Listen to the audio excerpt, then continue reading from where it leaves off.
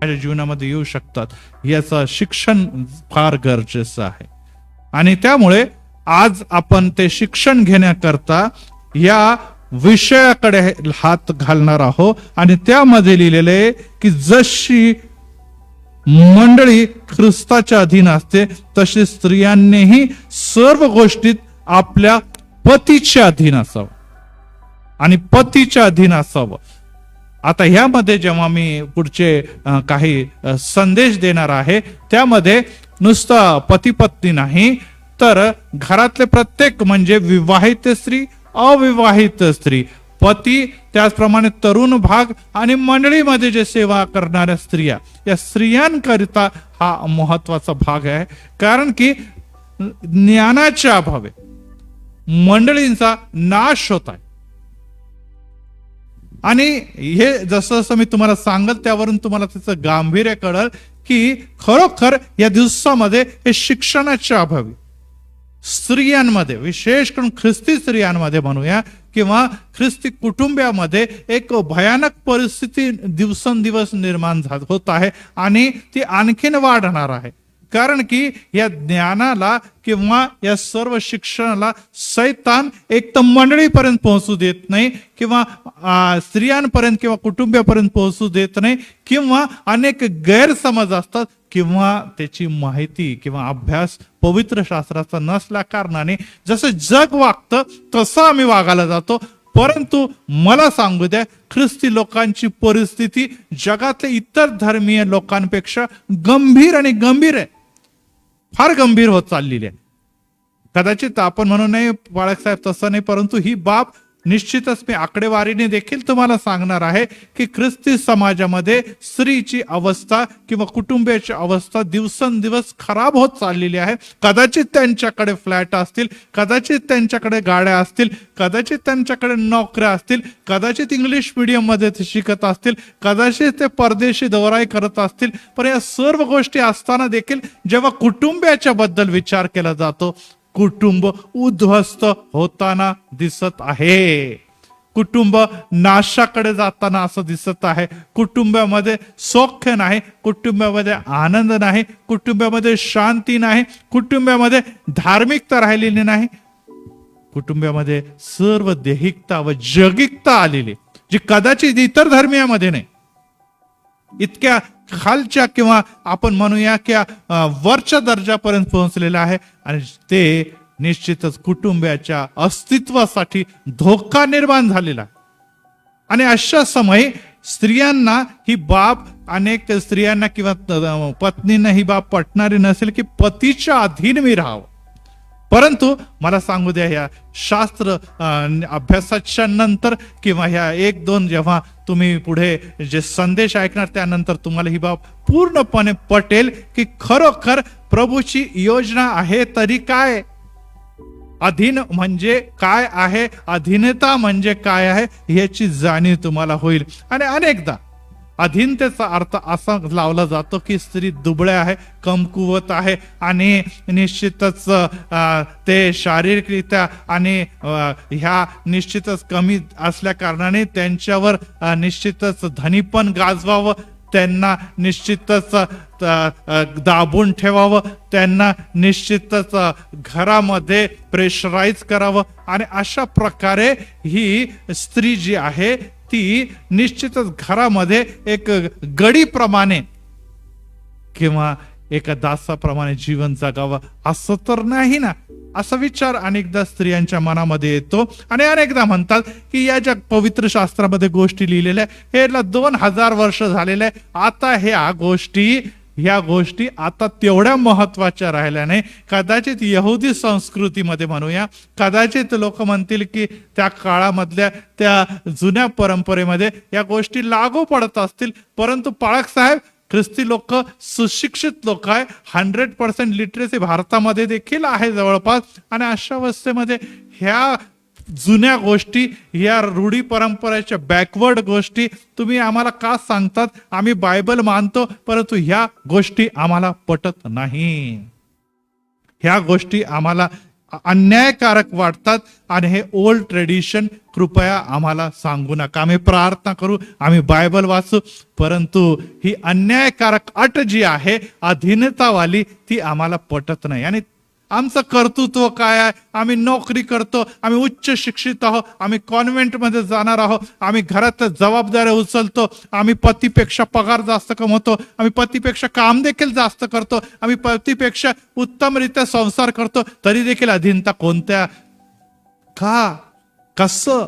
आणि याबद्दल जेव्हा आपण ह्या संदेशांच्या द्वारे विचार करणार आहोत, निश्चितच तुम्हाला ही बाब पुरेपूर पटणार आहे. जे विश्वासाच्या नेत्राने बघणार आहे की खरोखर ती अधीनता आहे तरी काय, आणि ती अधीनता गमावल्यामुळे आम्ही काय गमवत आहोत, ती अधीनतापासून दूर गेल्यामुळे कोणती अशी बाब आहे जी कुटुंबाचा नाश करत आहे. आणि ख्रिस्ती म्हणून जो ख्रिस्ताचा प्रकाश इतरांपुढे पाडावा, तो प्रकाश आमच्या जीवनामध्ये पडत नाही. आणि यासाठी काही कर्तव्य जे स्त्रियांना दिलेले आहे, ते कर्तव्याच्या मागे अधीनता हा शब्द देखील जोडला गेलेला आहे. स्त्री, महिला, कुटुंबीय, पत्नी, आई हे कर्तव्य पार पाडत असतात, परंतु ते कर्तव्य पार पाडत असताना एक ख्रिस्ती स्त्रीने कशा प्रकारे आपल्या घरामध्ये आणि आपल्या पतीला किंवा घरातले इतर जे त्यांचे सदस्य आहेत त्यांना कशा प्रकारे सन्मान द्यावं, याबद्दल आज विशेष करून आपण विचार करायला पाहिजे. प्रियांनो, कुटुंब म्हणजे एकमेकावर अवलंबून राहणं होय. एकमेकांवर अवलंबूनच कार्य होतं. एकमेकांबरोबर आपण जे तुमचं कोऑर्डिनेशन म्हणूया, एकमेकांवर भिस्त ठेवून वागणं, याद्वारे कुटुंब चालतं. आणि जेव्हा पवित्र शास्त्रामध्ये दिसतं तर आपल्याला दिसतं की एक गोष्टीवर दुसरी गोष्ट किंवा एक घटकावर दुसरा घटक डिपेंडेंट असतो, अवलंबून असतो. आणि त्यामुळे जर एक घटक हल्ला तर दुसऱ्या घटकावरही त्याचा परिणाम होत असतो.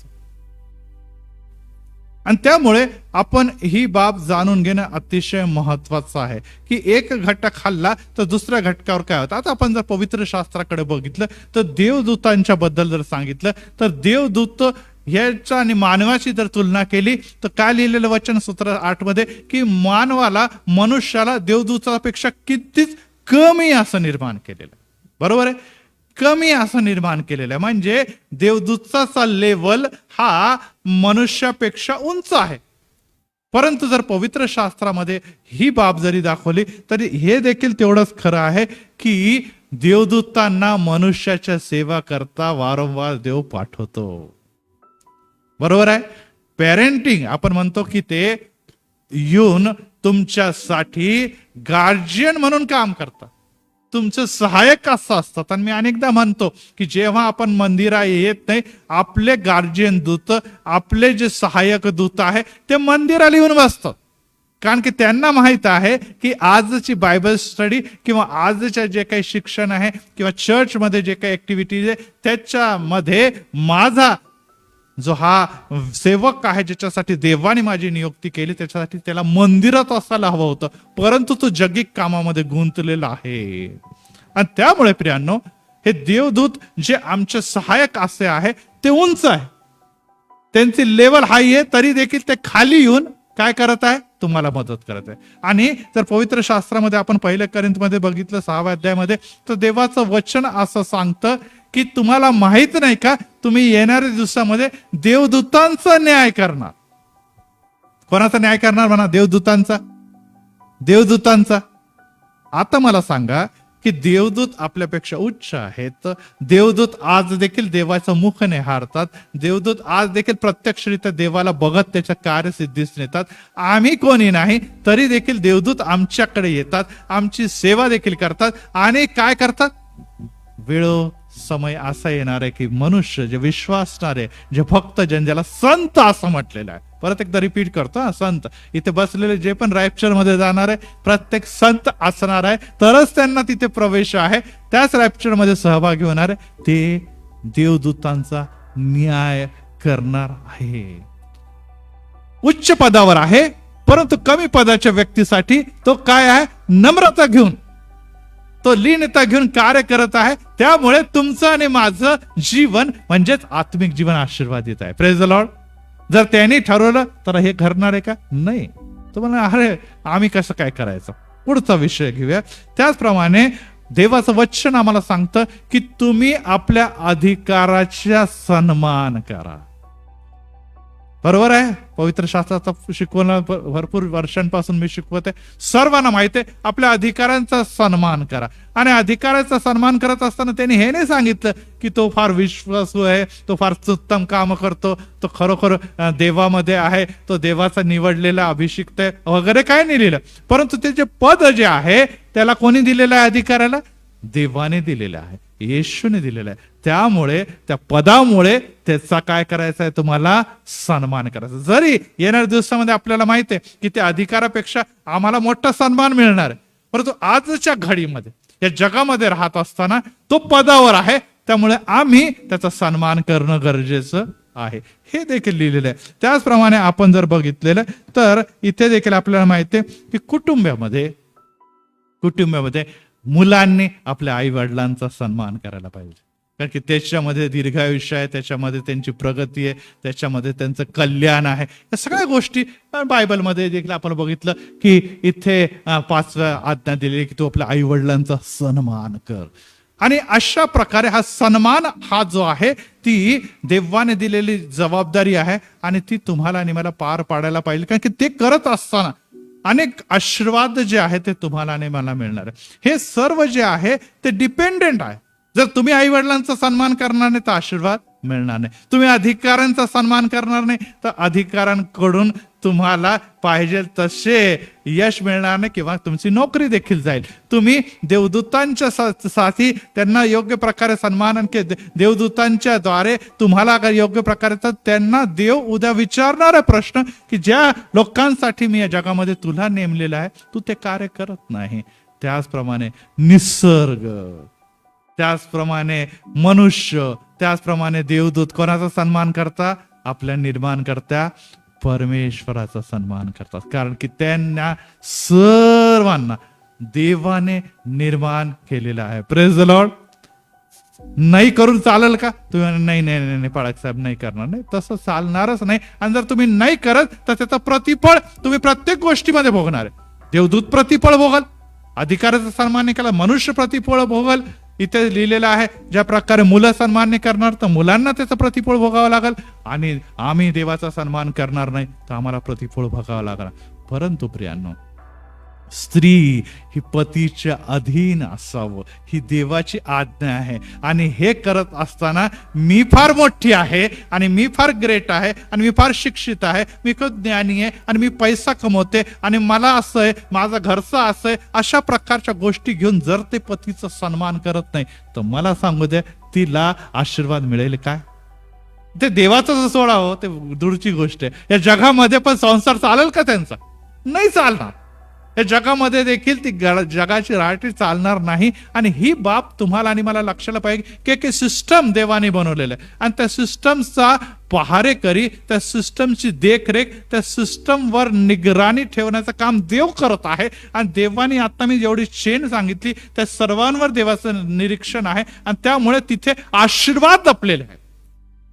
तिथे आशीर्वाद, देवदूताचे आशीर्वाद, तुमचे अधिकारांच्या समोर आशीर्वाद, मुलाबाळांच्या आई वडिलांच्या संदर्भात आशीर्वाद, त्याचप्रमाणे आम्ही देवाचा सन्मान करतो तिथे आशीर्वाद. आणि पतीचा सन्मान जर पत्नी करते तर तिथे काय? तिथे काही नाही का? तिथे देखील आशीर्वाद आहे. कारण की ही देवाची आज्ञा आहे. Praise the Lord. आणि त्यासाठी तुम्ही हे म्हणू शकत नाही की तो असाच आहे, तो तसा आहे, तो तसा म्हणू नका. तुम्ही त्या पतीकडे नाही तर ज्या पतीला देवाने तुम्हाला दिलेले त्याच्याकडे बघा. कारण की परमेश्वर जर घर बांधणं येत नाही तर बांधणे करायचं श्रम. आज जे तुमचं घर आहे त्याच्यामध्ये पुरुष वर्ग आहे, त्या घरामध्ये स्त्री आहे, त्या घरामध्ये लेकरं आहे आणि या प्रत्येक घटकांची निर्मितीच्या मागे देव आहे. Praise the Lord. आणि यापैकी कोणाचा देखील योग्य रीती पवित्र शास्त्रामध्ये लिहिलेले आज्ञारूप तुम्ही सन्मान करत नाही किंवा त्या गोष्टी पाळत नाही, दुसऱ्या भाषेमध्ये हे आज्ञा मोडणे आहे आणि आज्ञा मोडण्याचं प्रतिफळ तुम्हाला मला सर्वांना माहित आहे. आणि त्यासाठी प्रियांनो या गोष्टी लक्षात ठेवणं अतिशय गरजेचं आहे. आणि ज्या प्रकारे आता मी शिकवत जाईल निश्चितच तुम्हाला या गोष्टी क्लिअर होणार आहे की आपण पतीचा सन्मान म्हणजे पतीच्या अधीन राहून हे निश्चितच त्याच्यावर मेहरबानी करत नाही, कुटुंबासाठी काय करत नाही तर आपण देवाची आज्ञा पालन करतो. हे प्रथम आहे, ही बाब प्रथम आहे. आणि पुढे जेव्हा आपण शिकू तर आणखीन लक्षात एक गोष्ट लक्षात ठेवा की प्रत्येक गोष्टीची मर्यादा देवाने ठेवलेली आहे, लिमिट आहे. ती मर्यादेच्या पलीकडे तुम्ही आणि मी जाऊ शकत नाही. आज देखील आपण अनेक सोसायट्यांमध्ये भरपूर पाऊस झाल्यामुळे, अनेक रस्त्यांमध्ये भरपूर पाऊस झाल्यामध्ये आपण काळजी करतो कसं पाणी घुसलं. पाणी आपल्या मार्गाने जातं, त्यांच्यासाठी काहीतरी ओढे तयार केलेले आहे, त्याच्यासाठी काहीतरी नद्या तयार केलेल्या आहे, परंतु मनुष्याने अतिक्रमण करून त्यांची जागा तिथं सगळी बळकावून टाकली. मग पाण्याला जायला जागा नाही, ते घरातच घुसणार. डोंगरांकडे बघा, आज आपण हिमालय किंवा इतर डोंगराळ प्रदेशांकडे बघितलं, लँडस्लाइड होते, मोठे मोठे डोंगर कोसळत आहे, लोक दबले जात आहे खाली. का?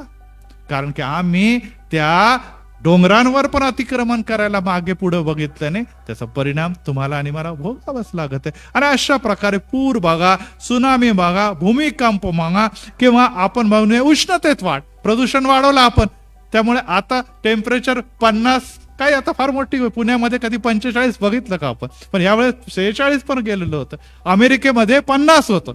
विचार करा, बर्फाळ प्रदेश आहे. का घडत आहे हे? का घडत? हे काय देवाने निर्मित केलं नाही, हे आम्ही जेव्हा निसर्ग जे देवाने बनवले आहे त्याची मर्यादा मोडतो, या सर्व गोष्टी तुम्हाला आणि मला सहन कराव्या लागतील. हे काय पवित्र शास्त्र सांगण्याची गोष्ट नाही, हे सायंटिस्ट देखील म्हणतात. आणि त्यामुळे प्रियांनो, जेव्हा जेव्हा आम्ही मर्यादा मोडतो त्याचा दुष्परिणाम आम्हालाच भोगावा लागतो. कारण की देवाने एक सिस्टम बनवलेला आहे, देवाने एक आखणी केलेली आहे आणि त्याच्यामध्येच मनुष्याने किंवा निसर्गाने आणि देवदूताने किंवा त्याच्या अधीन असलेल्या प्रत्येक घटकाने चालायचं आहे. आणि ते तुम्ही आणि मोडू शकत नाही, किंवा मोडलं तर दुष्परिणाम देखील भोगायची तयारी असणं गरजेचं आहे. परंतु मनुष्य अहंकारी आहे. मनुष्याला वाटतं अरे आम्हाला बुद्धी आहे, आम्हाला ज्ञान आहे, आणि आपल्या हितासाठी, आपल्या स्वार्थासाठी, आपल्या निश्चितच पदासाठी, पैशासाठी, सुखासाठी तो सहज या सर्व गोष्टी मोडतो. आणि हीच आपल्याला कुटुंबामध्ये देखील दिसतं. स्त्री आपल्या अहंकाराच्या पोटी, स्त्री आपल्या शिक्षणापोटी, स्त्री आपल्या काहीतरी स्वत्वाच्या पोटी, स्त्री जगातल्या सर्व गोष्टी बघून काय करते, सहज या मर्यादा ओलांडते. आणि जेव्हा मर्यादा ओलांडल्या जातात तेव्हा मला सांगू द्या, आशीर्वाद विसरून जा. कदाचित थोडाफार लाभ होऊन जाईल काही समयापर्यंत, परंतु जे देवापासून तुम्हाला आणि मला आशीर्वाद किंवा ब्लेसिंग मिळायला पाहिजे त्याच्यापासून आम्ही दूर जातो. आणि ही बाब देखील लक्षात ठेवणं महत्वाचं. मनुष्याला देवाने सर्वोत्तम स्थान दिले. आपल्याला माहिती आहे की निसर्गामध्ये जेव्हा मनुष्याला निर्माण केलेले, सर्व निसर्गावर कोणाला आधिपत्य दिलेलं होतं? आदामाने हवेले की तू यांच्यावर अधिकार पण गाजव, यांच्यावर तू पुढार, तू त्यांच्यावर सत्ता चालव, यासाठी या दोघांना निर्मित केलेले. परंतु ही बाब देखील खरीच आहे की असे मोठे मोठे अनेक हिंसक प्राणी आहे किंवा अवढव्य प्राणी, ते मनुष्याला क्षणामध्ये पायाखाली चेंगरू शकतात किंवा त्याला भक्ष्य बनवू शकतात. पण तरी देखील परमेश्वराने मनुष्याला अधिकार गाजवण्याची ताकद दिलेली आहे. आज आपण बघितलं तर सहज शहरांमध्ये बिबटे घुसताना दिसताना मनुष्य काळजीमध्ये पडतो. अरे बिबटे बिबटे बिबटे बिबटे आपल्याला दिसतात, किंवा या सर्व गोष्टी आपल्याला दिसतात. कारण एकच आहे, मनुष्याने त्यांच्या भागात अतिक्रमण केलं, त्यामुळे ते आमच्या भागामध्ये घुसलेले आहे. ते काही चूक करत नाही. परंतु जेव्हा मनुष्य मर्यादा ओरडतो, जेव्हा मनुष्य मर्यादा ओरडतो तेव्हा ह्या गोष्टी दिसणार. व्हायरस बघा, आपण कोरोना आपण करतो, दिसतच नाही तो. लोकांना व्हायरस दिसतो का? नाही दिसत. तरी देखील जेव्हा मनुष्याने अशा प्रकारच्या चुका केलेल्या, अनेक व्हायरस तुमच्या आणि माझ्या शरीरामध्ये घुसतात, आणि ते व्हायरस तुमचा माझा जीव, लाखोने कोट्याधीश लोकांचा जीव गेलेला. काय हे काही देवाने पाठवलेला शाप नाहीये. हे निश्चितच अशा गोष्टी आहे त्या निसर्गातल्या आणि निसर्गाच्या गोष्टीच्या विरोधात तुम्ही घेता, अशा गोष्टी तुम्ही बनवतात आणि त्या गोष्टीत तुमचा घात करता. कोरोनाच्या बद्दल नेहमीच आपल्याला सांगितलं जात आहे ना, तो व्हायरस चायनामध्ये बनवलेला गेला आणि तो जेव्हा प्रसरित झाला, कितीतरी लोकांचा जीव गेलेला आहे, कितीतरी कुटुंब उद्ध्वस्त झालेले, कितीतरी लोकांच्या नोकऱ्या गेलेले, कितीतरी लोक आज गरिबी हलाखीमध्ये गेलेले. काय हे मनुष्याचं काम आहे आणि मनुष्य आपल्या कृतीचं प्रतिफळ भोगतो, कारण की त्यांनी आपल्या बुद्धी, देवाचं भय, या सर्व गोष्टी ज्या आहे त्याचा लाभ किंवा हानी हे समजलेली, मर्यादा ओलांडली आणि मर्यादाचा दुष्परिणाम हे देखील होतो. आपण जेव्हा देवदूतांच्याकडे बघतो, जेव्हा देवदूत परमेश्वर निर्माण केले, आद्य देवदूत निर्माण केले कशासाठी? देवाची स्तुती, देवाची सेवा करण्याकरता. परंतु त्यांच्यामध्ये पण गर्व चढला, घमेंड चढला आणि त्यामुळे काय झालेलं आहे की त्यांना यहूदा 6 मध्ये असं लिहिलेलं आहे की ज्या देवदूतांनी आपले उच्च पद न राखता स्वस्थान सोडले, त्यास त्यांनी सार्वकालिक बंधनात म्हणजे निबिड काळोखामध्ये महान दिवसाच्या न्यायाकरता राखून ठेवलेला आहे. आपण 5 न्याय बघितलेले आहे आणि शेवटल्या न्यायामध्ये आपल्याला काय दिसतं की जेवढे पण देवदूत जे पतित झालेले आहे, सैतान आहे, श्वापद आहे, अँटी क्राइस्ट आहे, या सर्वांना व त्याचे उपासक प्रत्येक लोकांना कशात टाकला? अग्नीच्या सरोवरात टाकणारे. हा शेवटला न्याय आहे. यस, निर्मित कशासाठी केलं? शेवट कुठे होत आहे? हो प्रियानो, या जगामध्ये मनुष्याला देवाने निश्चितच जगामध्ये अधिपत्य, आनंदाने, सुखाने राहा, सर्व प्रकारचं वैभव उपभोगा यासाठी निर्माण केलं. परंतु खरोखर तसं घडतं का?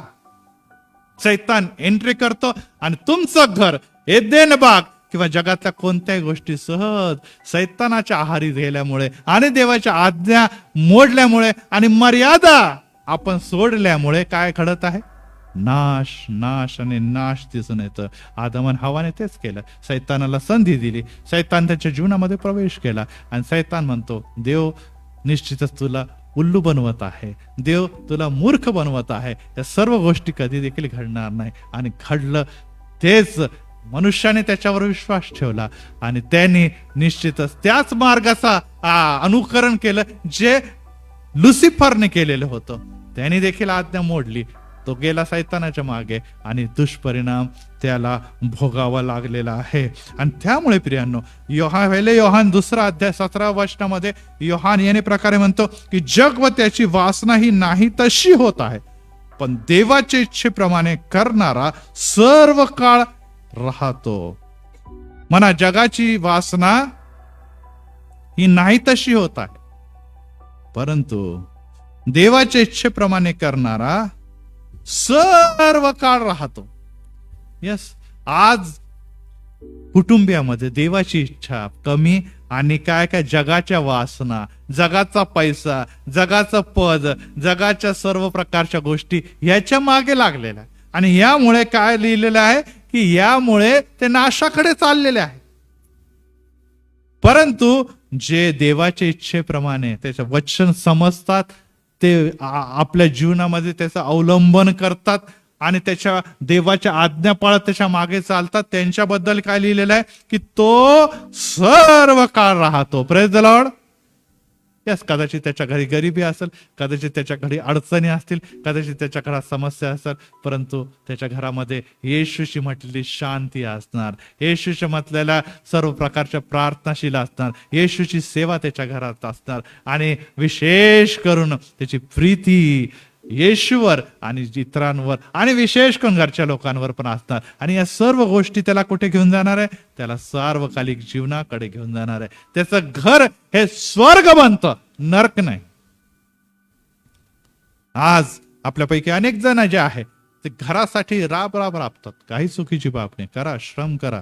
आपल्याला प्रभूने ताकद दिली, बळ दिलेले, आपल्याला नोकरी दिलेली आहे, आपल्याला लेकरं दिलेले, कुटुंब दिले, या सर्व गोष्टीसाठी आपल्याला कार्य करायचं. पण त्याची मर्यादा आहे की नाही कुठेतरी, की तेच करत राहायचं? आपण तेच करत राहिलं तर मला सांगू द्या, आपण खरोखर संसार करण्यासाठी किंवा दुसऱ्या भाषेमध्ये म्हणूया की नोकरी करण्यासाठी किंवा आपण म्हणूया की पती किंवा पत्नीची सेवा करण्यासाठी आपण जगात निर्माण झालो आहोत का?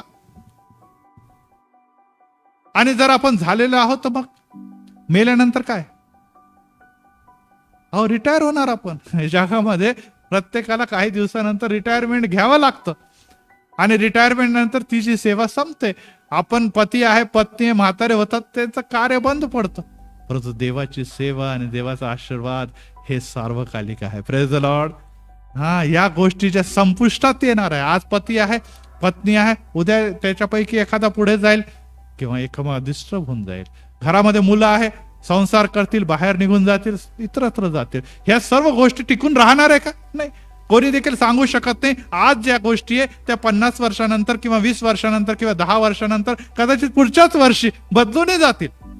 परंतु देव आणि त्याचं वचन कधी बदलणार नाही. Praise the Lord. जर तुम्ही मर्यादाशील राहिले, जर तुम्ही देवाची मर्यादा जाणली आणि त्यामध्ये चालले, तर ते तुमच्यासाठी आणि तुमच्या येणाऱ्या पिढीसाठी देखील आशीर्वादच ठरतं. धार्मिक पुरुष जो सात्विकपणे चालतो त्याच्या मागे त्याची मुलं धन्य होतील. म्हणा, धार्मिक पुरुष जो सात्विकपणे चालतो त्याच्या मागे त्याची मुलं धन्य होतील. यस, हे फार महत्वाचं आहे. आम्ही नुसती धार्मिकता देवाला दाखवण्यासाठी की समाजासाठी नाहीये, तर तुमच्या आणि माझ्या मुलांना धन्यता देण्यासाठी देखील आहे. तुमच्या कुटुंबामध्ये जे स्वर्ग आपण म्हणतो, जे प्रकाशित घर म्हणतो, ते देखील आहे. आणि त्यासाठी सर्वात महत्वाचा जर वाटा आहे तर तो आहे स्त्रियांचा. Praise the Lord. कळतंय ना? त्यामध्ये सगळ्यात मोठा वाटा आहे स्त्रीचा. मग पुरुषांचा नाहीये का? त्याबद्दल पण बोलणारच आहे. परंतु आपल्याला माहिती आहे हा संदेश मोठा असल्या कारणाने टप्प्याटप्प्याने आपण पुढे जाऊया. आणि त्यासाठी एक गोष्ट लक्षात ठेवणार पाहिजे की जर वाटा आहे, जबाबदारी आहे, तर कर्तव्य देखील आहे. कर्तव्य देखील आहे. आपण असं म्हणू शकत नाही की मी नुसतं कसं येईल तसं वागल तर तुमच्या कुटुंबाचं कल्याण नाही होणार. एक पुरुष म्हणून, एक स्त्री म्हणून प्रत्येकाला जबाबदाऱ्या दिलेल्या आहे, प्रत्येकाला काही ना काही कर्तव्य दिलेले आहे. परंतु ते कर्तव्य घेऊन चालत असताना प्रत्येक जगामध्ये कर्तव्य, परंतु ख्रिस्ती म्हणून आम्हाला वेगळे काय दिलेले आहे हे देखील माहीत असणं गरजेचं. आपण म्हणतो आम्ही ख्रिश्चन आहोत, आम्हाला फ्रीडम आहे, आम्हाला स्वातंत्र्य आहे, आम्ही इंग्लिशमध्ये शिकतो, आम्ही इंग्लिशमध्ये बोलतो, आमचं राहणीमान चांगलं आहे, आम्ही चांगले चांगले कपडे नेसतो, आम्ही बॅकवर्ड नाही. आता वेगवेगळ्या गोष्टी आपण आपल्या मनामध्ये आणतो. परंतु ही बाब जरी खरी आहे तरी देखील देवाच्या बद्दल काय? तुमचं जीवन, एक स्त्रीचं जीवन खरोखर त्या देवाला समाधान देणार आहे किंवा नाही हे जाणून घेणं प्रत्येक स्त्रीचं कर्तव्य आहे. आणि तर ती जाणून घेत नाही तर ती त्या कर्तव्यापासून, विशेष करून देवाने दिलेली जबाबदारीपासून ती दूर जाते. आणि त्यासाठी ह्या गोष्टी पूर्ण करणं आणि त्या गोष्टीकडे लक्ष देणं अतिशय महत्वाचं आहे.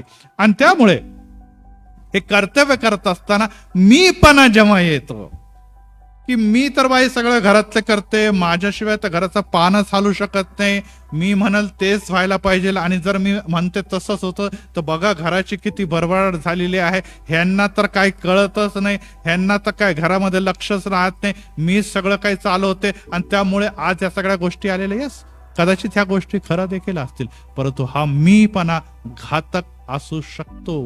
हा मीपणा तुमच्या आणि माझ्या जीवनामध्ये गर्विष्ठपणा आल्यामुळे काय होतं याची प्रचिती त्या सैतानापासून किंवा पृथ्वीच्या निर्मितीच्या अगोदरपासून आम्हाला दिसून येते. तुम्हाला आणि मला मीपणापेक्षा कर्तव्याने जबाबदारी काय ही पार पाडणं गरजेचं आहे. आणि त्यासाठी ही बाब तेवढीच महत्वाची आहे की जोपर्यंत बालक लहान राहतो, मुलगा लहान असतो, लेकरं लहान असतात, ते कोणाच्या आज्ञेमध्ये चालतात? आई वडिलांच्या आज्ञेत.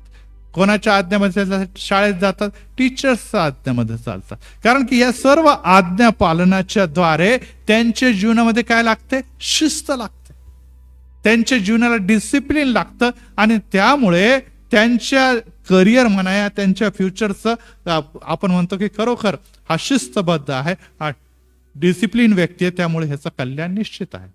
हो प्रियांनो, ही बाब खरी आहे. परंतु त्या शिस्त लागण्यासाठी मुलांनी माता पित्याचं ऐकणं गरजेचं आहे. विद्यार्थ्यांनी शिक्षकाचं ऐकणं गरजेचं आहे, पत्नीनी पतीचं ऐकणं गरजेचं आहे, घरात असलेल्या सुनेनी सासू सासऱ्यांचं ऐकणं गरजेचं आहे. तेव्हाच तर तुम्हाला शिस्त लागल. तुम्ही उलट जबाब देणार, आई वडिलांना मानणारच नाही, आई वडिलांना धुडकारूनच लावणार, कशी काय शिस्त लागणार? हे तर बेशिस्तपणा झाला ना. शाळेमध्ये तुम्ही जर शिस्त पाळणार नाही तर तुम्हाला नापास तर होईल, पण शाळेतून हाकलूनच देऊ शकता. त्याचप्रमाणे जर तुम्ही एक पत्नी आहात किंवा पती आहात आणि तुम्ही आई वडिलांना सन्मान करत नाही, हे बेशिस्तपणा तुमच्या जीवनामध्ये आशीर्वादाच्या जागे शाप आणि नाश घेऊन येतं, हे तुम्ही विसरता कामा नाही. आणि त्यासाठी सगळ्यात महत्वाची गोष्ट आहे की मुलं लहान आहे म्हणून ते नम्र होऊन किंवा मी काही नाही म्हणून जेव्हा शिकतात तेव्हा ते खऱ्या अर्थाने ज्या गोष्टी शिकवल्या जातात ते ग्रहण करतात. एखादी सुनबाई एका घरात आली आणि तिने पहिलेच ठरवलं की मला माझ्याच डोक्याने चालायचं किंवा मी माझ्या आई वडिलांनी जे शिकवलेलं आहे ना त्या हिशोबानेच इथे संसार करणार आहे, तर त्या घराची शिस्त मोडली जाईल आणि त्यामुळे ती स्त्री त्या घराचं कल्याण तर करणार नाही, त्या घराला स्वर्गाच्या जागे नरकापर्यंत घेऊन जाते. आणि ही बाब सत्य आहे की जेव्हा तुम्ही कोणत्याही घरात जातात, कोणत्याही कुटुंबात नवीन प्रवेश करतात, तेव्हा प्रत्येक घराची जे एक आपण म्हणूया की संरचना म्हणूया किंवा त्यांची जी एक शिस्त आहे, त्यांच्याकडे एक परंपरा आहे, ते वेगळे असू शकतात किंवा असतात देखील. परंतु प्रियांनो, तिथे जात असताना तुम्हाला सगळ्यांना सामावून घेऊन आणि वचनामध्ये चालत कशा प्रकारे त्या घराची प्रगती साध्य करता येईल, त्याच्यामध्ये माझी प्रगती हो ना हो, परंतु माझ्या घराची प्रगती होण्याची नम्रता ज्याच्यामध्ये असेल तो त्या घराला पुढे घेऊन जातो. Praise the Lord. परंतु काही लोकांना किंवा काही स्त्रियांना असं वाटतं की नाही नाही नाही माझ्यावर अत्याचार होते, मी कशाला ऐकणार, मी तर अशी करत होते, मी पहिले तशी वागायची, मला तर हीच त्रुटी होती, मी तर इकडे जाऊ शकत होती तिकडे जाऊ शकत होते, या घरामध्ये आल्यानंतर माझ्यावर दबाव टाकले जातात, मला प्रेशराईज केलं जातं, मला सर्व प्रकारच्या गोष्टीमध्ये अडकाठी निर्माण करते आणि त्यामुळे वाद निर्माण होतात. आणि मला सांगू द्या, जो व्यक्ती जेव्हा नवीन एरियामध्ये किंवा नवीन क्षेत्रात जातो नम्रतेने झेल्याशिवाय तो शिकू शकत नाही. आणि ही नम्रताच्या अभावे या गोष्टीच्या काय होतं तिथे. दुसरी गोष्ट जी आहे, आपण पवित्र शास्त्रामध्ये आणि वाचनामध्ये बघितलं की जेवढे पण महान मोठे संत झालेले आहे त्यांना दुःख आणि क्लेशाचं जावं लागलेलं आहे.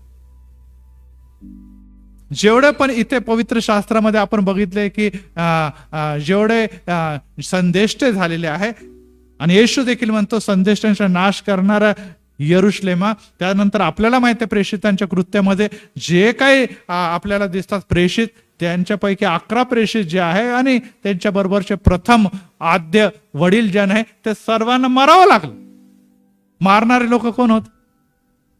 मारणारे लोक त्या समयचे अधिकारी होते, त्या समयचे समाजातलेच लोक होते किंवा रोमन लोक होते किंवा इतर लोक होते. त्या लोकांना माहित होतं, संदेष्टांना माहिती की मी ज्या लोकांच्या द्वारे छळला जाते त्याच्यापेक्षा मी कितीतरी श्रेष्ठ आहे. बरोबर माहित होतं ना त्यांना, कारण की देवाचा माणूस आहे मी. प्रेषितांना देखील माहित होतं की मी देवाच्या द्वारे पाठवलेले लोक, हे जे माझा न्याय करतात आणि हे म्हणतात ह्याला दंड द्या आणि ह्याला मारा आणि ह्याला फटके द्या, यांची काही देखील पात्रता नाही, तरी देखील मी रिपीट करतो, तरी देखील त्यांनी नम्रतेने ती सगळं दंड, ते सगळे अत्याचार, ते सर्व प्रकारची पीडा सहन केली आणि आजपर्यंत सहन करत आहे. आज देखील ख्रिस्ती मंडळांमध्ये आपण वारंवार व्हायरल होत असणारे व्हिडिओंच्याकडे बघतो, जे आमच्यावर अत्याचार करतात, छळतात. निश्चितच आमची आणि देवामध्ये सेवा करणाऱ्या लोकांची पात्रता ही मोठी आहे. राजांचा राजा आणि प्रभूंचा प्रभू येशू ख्रिस्त देखील जेव्हा जगामध्ये आला, तुमची आणि माझी मनुष्याने त्यांची परीक्षा घ्यावी किंवा मनुष्याने त्याला पिडावं एवढी कोणाही मनुष्याची पात्रता नव्हती. परंतु त्याने काय केलं? चित्तवृत्ती कोणती दाखवली? तो नम्र झाला आणि त्यांनी काय झालेलं? नम्रता धारण केलेली आहे. त्याने दासाचं स्वरूप धारण केलं. तो देखील म्हणतो की अरे पेत्रा, तू तलवार आत घाल, मी क्षणामध्ये स्वर्गातले सैन्य भरून यांना नष्ट करू शकतो, परंतु नाही, माझा वैभव मला सहन करायचा आहे. आणि ते वैभव आहे की मनुष्याच्या हातून मला दुःख सहन करणे अगत्याचं आहे. Praise the Lord. येस, ही अधिकारांची वृत्ती, हे ख्रिस्ती समाजाची दृष्टी आहे की मला जर या जगामध्ये कार्य करायचं आहे तर मला पीडा, वेदना, अपमान, छळ यातून जावं लागणार आहे. आणि त्यामध्ये देखील मी काय करणार नाही, मी त्याचा विरोध, मी त्या अत्याचाराच्या विरोधामध्ये उभा राहून आणि निश्चितच त्यांच्या झगडण्याचं काम करणार नाही. तर त्यांना त्यांचं काम करू द्या, मी माझं सेवा कार्य करणार. Praise the Lord. आणि त्यामुळे प्रियांनो, आपल्याला पवित्र शास्त्रामध्ये असं दिसतं की नम्रतेमध्ये असल्या कारणाने त्यांनी कदाचित जगामध्ये मान मिळवला नाही. पौल देखील म्हणतो, निश्चित जगणे हे मला ख्रिस्त, मरणे हे लाभ आहे. मरलो तरी काही नुकसान नाही. आणि तो म्हणतो, मला जर अभिमान बाळगायचा तर मी कशाचा अभिमान बाळग, वधस्तंभाचा अभिमान बाळगा. हे सगळ्या गोष्टी आम्हाला हे शिकवतात की या जगामध्ये राहत असताना, या जगामध्ये वावरत असताना तुम्हाला आणि मला काय पीडा आहे, वेदना आहे, समस्या आहे, परंतु आम्ही ट्रॅक वरून बहकणार नाही. तो ट्रॅक कोणता आहे? देवाचे आज्ञा पालन, देवाच्या वचनामध्ये चालणं. आणि त्यामुळे स्त्रियांनो, हे लक्षात ठेवा, जर तुम्हाला प्रगती साध्य करायची आहे, जर तुम्हाला पुढे जायचं आहे, तर तुम्हाला मान खाली लावून देवाची आज्ञा पालन हीच आहे की पतीचा सन्मान करा, त्याला आदर द्या, हे पाळणं गरजेचं आहे. Praise the Lord. आत्ताच मी तुम्हाला उदाहरण देऊन सांगितलं की अधिकारांची पात्रता नव्हती, येशूला छळायची, प्रेषितांना छळायची किंवा संदेशांना छळायची, परंतु तरी देखील त्यांनी सहन केलं, कारण की त्यांना माहित आहे की मी लीनतेने, नम्रतेने जेव्हा कार्य करेल, माझा देव, माझा योजना नव्हे तर देवाची योजना सिद्धीत जातील. Praise the Lord. परंतु आजकाल स्त्रिया लगेच उठतात, तुम्ही आम्हाला असं कसं बोललं, की लगेच पोलीस कंप्लेंट, की लगेच भांडाभांडी, की लगेच भांडे फेकाफेकी, लगेच आपटाआपटी. आणि त्याच्यामध्ये काय होतं? देवाची आज्ञा तर मोडली जाते, घरातले भांडे फुटलेलेच आहे, तमाशा सगळ्या जगामध्ये झालेला आहे. आणि हे ख्रिस्ती कुटुंब जगामध्ये काय करत आहे याच्याकडे जर बघितलेलं तर आम्हाला काही गोष्टी दिसून येतात की तिथे ख्रिस्तीपणा तर दिसत नाहीच नाही, परंतु सैतान यांच्या घरामध्ये आहे, सैतान यांच्यामध्ये वास करतो, हे सहज लोक बोलू लागतात. आणि त्यासाठी दुसऱ्या टप्प्याकडे मी येत आहे. त्यासाठी पुरुष वर्गांच्याकडे जर आपण बघितलं तर विवाहाच्या वेळेस जेव्हा जर कोणा मुलाला किंवा मुलीला विचारलं जातं की खरोखर घरामध्ये एक पती म्हणून तुझी भूमिका काय आहे सांग, तर खूप कमी मुलं सांगू शकतात की पती म्हणून माझी भूमिका. ते म्हणतील, अहो ते घराच्या मध्ये कसं आहे, लग्न झालं, पैसे कमवायचे, मग बायकोचा सांभाळ करायचा, मग तिच्यासाठी सगळं बाहेरचे कामं बघायचे, या सगळ्या गोष्टी बघायच्या, तिचं संरक्षण करायचं, मुलं झाले तर त्यांचं, ह्या सगळ्या गोष्टी ते सांगतील. यस, ह्या गोष्टी जगिक आहे, परंतु पती हा नुसता जगाचा नाही, तर पती हा वचनामध्ये काय लिहिलं, तो स्त्रीचा मस्तक आहे. कोणाचं मस्तक आहे? स्त्रीचा मस्तक असा. तर त्याकडे मी पुढे येणार आहे, कदाचित पुढच्या संदेशामध्ये ते जाईल. परंतु म्हणण्याचा अर्थ आहे, पुरुषांनी आपली भूमिका जाणली नाही, लग्न झालं, लग्न त्यांचं झालेलं आहे, परंतु ज्या भूमिकेसाठी, ज्या कार्यासाठी, ज्या योजनेसाठी देवाने ते घर बांधलेले, त्याच्यामध्ये पती अपयशी ठरतो, कारण की त्यांना माहीतच नसते. अनेकदा पुरुषांना विचारला किंवा नवऱ्याला विचारलं की बाबा तुझी पत्नीला तू ती भूमिका कळवली का, की घरामध्ये एक पत्नीचं कर्तव्य काय, तो त्यांना काहीच माहित नसतं. ते म्हणतात नाही ते लग्न होईल, मग तिथे शूटिंग करायची, मग इकडे शूटिंग करायची, मग इथे फोटो काढायचे, मग ते नवीन कपडे घालायचे, मग ते वेगवेगळ्या थीम रचायच्या, मग इथे राहायला जायचं, मग इकडे शिक्षण होईल, मग नोकरी किती आहे, किती पगार आहे, या सगळ्या गोष्टी त्याच्यामध्ये विचारत असतात. परंतु हे लग्न जोडणारा आणि घर जोडणारा जो परमेश्वर आहे, त्याची माझ्या आणि माझ्या पत्नीच्या संदर्भात काय योजना आहे आणि त्यासाठी मी काय करत आहे, मला किती ज्ञान आहे, शून्य. आणि त्यामुळे मला सांगू द्या की ज्या घराची किंवा कोणत्याही जीवनाची सुरुवातच खराब होते, जसं क्रिकेटमध्ये सुरुवातच तुमची खराब झाली तर मग सावरणं फार कठीण होऊन जातं. शेवटचे बॅट्समॅन बिचारे दमछाक उडून जाते त्यांची. तसंच ह्या वैवाहिक जीवनामध्ये होतं. तुमची सुरुवातच गडबड आहे आणि त्या सुरुवातमध्येच त्यांची बॅटिंग 2 वर्षात 1-1.5 वर्षातच अशा घराची अवस्था होते की आता सोडते की तेव्हा सोडते. बायको घर भांडणं करून घर सोडून निघून जाते. हे आम्हाला पुष्कळ कुटुंबामध्ये दिसून येते. आज मी जेव्हा अभ्यास करत होतो आणि त्याच्यावर विचार करत होतो आणि ते नेटवरून मी सर्च करत होतो, तेव्हा एक भयानक परिस्थिती मला सापडली. अमेरिकेमध्ये 50% विवाह, 50% विवाह, म्हणजे 100 लग्न झाले तर 50% डिव्होर्सवर जातात, घर मोडलं जातं. ओव्हरऑल मी वर्ल्ड लेवलवर बघत होतो, एव्हरेज लग्न 20 ते 25% लग्न आज डिव्होर्स पर्यंत चाललेले. म्हणजे जर 4 लग्न झाले त्याच्यापैकी 1 लग्न मोडलं जात आहे, विवाह टिकत नाही. मग मी ख्रिस्ती समाजाचा अभ्यास करायला गेलो आणि ख्रिस्ती समाजाचा अभ्यास करत असताना आणखीन मोठा धक्का मला लागला. त्याच्यामध्ये मला असं दिसून आलं की निश्चितच 28% कॅथलिक बांधव, किती 28%, 28% कॅथलिक बांधवांचे लग्न मोडतात आणि प्रोटेस्टंट लोकांचा तो आकडा 33%वर आहे. म्हणजे कॅथलिक लोक बांधवांपेक्षा प्रोटेस्टंट बांधव हे डिवोर्स जास्त घेतात, 34%वर आकडा येतो. आणि त्याच्यामध्ये पण त्यांनी सांगितलं की जे इव्हेंजलिस्ट भाग आहे, जे सुवार्थिक आहे, जे चर्चला जाणारे आहे, जे परमेश्वराचा सुवार्थ जगाला गाजवण्यासाठी वेगवेगळ्या ठिकाणी सेवेमध्ये जे प्रोटेस्टंट लोक चालतात, त्यांच्यामध्ये ह्याचा आकडा जास्त आहे. आणि इतर धर्मियांपेक्षा हे आकडा तर खूपच पुढे. बाकीचे धर्मी आपण आपले हिंदू बांधव म्हणूया, मुस्लिम बांधव म्हणूया, बाकीचे जैन म्हणूया, बुद्ध म्हणूया, त्यांच्यापेक्षा तर फारच वर आहे. त्याच्याबद्दल काही सांगण्याचीच गरज नाही. परंतु मला एक गोष्ट आश्चर्यचकित करणारी वाटली की जे प्रोटेस्टंट लोक आम्ही म्हणतो की आम्हाला वचन कळतं, आम्ही बायबल स्टडी करतो, आम्ही वचनामध्ये चालतो, तुमची अवस्था सगळ्यात गंभीर काय आहे? सगळ्यांमध्ये सगळ्यात जास्त प्रोटेस्टंट समाजामध्ये डिवोर्स का दिसत आहे? तुम्ही तर म्हणतात आम्ही बायबल वाचतो, आम्ही प्रार्थना करतो, चर्चमध्ये जातो, वर्शिप करतो, देवाची स्तुती करतो, खऱ्या अर्थाने देवाची सेवा करतो, आम्हाला ख्रिस्त कळालेला आहे, आम्ही आत्म्याने भरून काढतो, पवित्र आत्म्याचं सामर्थ्य आणि अन्य भाषा बोलतो आणि सर्व प्रकारच्या ज्या गोष्टी आहे त्या आम्हाला कळतात, आम्ही सुवार्थ गाजवतो, मंडळांची स्थापना करतो. अरे पण हे काय, हे रिझल्ट काय दाखवत आहे? हे माझा आकडेवारी नाही, हर्ष, ही आकडेवारी जी आहे ती आम्हाला दाखवते ओजस. आकडेवारी आम्हाला ही दाखवते की काय भयानक परिस्थिती आहे, की कुठे काय घडत आहे. ते टेबल दाखवा आकडेवारीचं. आणि यावरून आम्हाला एक गोष्ट कळून येतं की तुमची धार्मिकता, माझी धार्मिकता खोटी धार्मिकता आहे.